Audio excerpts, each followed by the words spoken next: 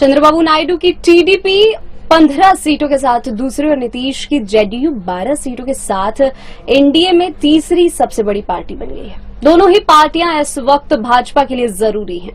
BJP को 240 सीटों पर जीत मिली है और बहुमत के लिए 272 का आंकड़ा चाहिए। हालांकि एनडीए को 293 सीटें मिली हैं। यहां सबसे बड़ी बात यह है कि नरेंद्र मोदी के केंद्र में आने के बाद नीतीश कुमार और नायडू के संबंध बीजेपी से बहुत कड़वाहट भरे रहे हैं। नायडू और नीतीश दोनों ही 2014 में नरेंद्र मोदी के पहली बार प्रधानमंत्री बनने पर बीजेपी के विरोधी खेमे में रह चुके हैं और इस लोकसभा चुनाव से ठीक पहले एनडीए में वापसी की है। ध्यान देने वाली बात यह है कि जब गुजरात में 2002 में दंगे हुए थे तो चंद्रबाबू नायडू एनडीए के पहले ऐसे नेता थे जिन्होंने बतौर मुख्यमंत्री नरेंद्र मोदी के इस्तीफे की मांग की थी। 2018 में चंद्रबाबू नायडू ने आंध्र प्रदेश को विशेष राज्य का दर्जा देने की मांग को लेकर एनडीए का साथ छोड़ दिया था और केंद्र में अपने 2 मंत्रियों को भी हटा दिया। नायडू उस समय मोदी सरकार के खिलाफ सदन में अविश्वास प्रस्ताव लाए थे।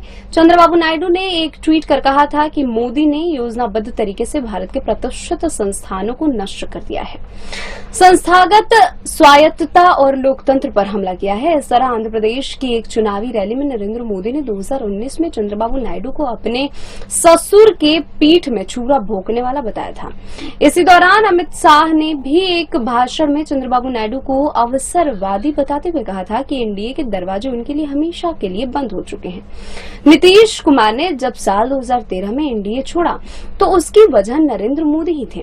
तब बीजेपी ने केंद्र में मोदी को पीएम पद का उम्मीदवार बनाया जो नीतीश कुमार को बिल्कुल पसंद नहीं आया था।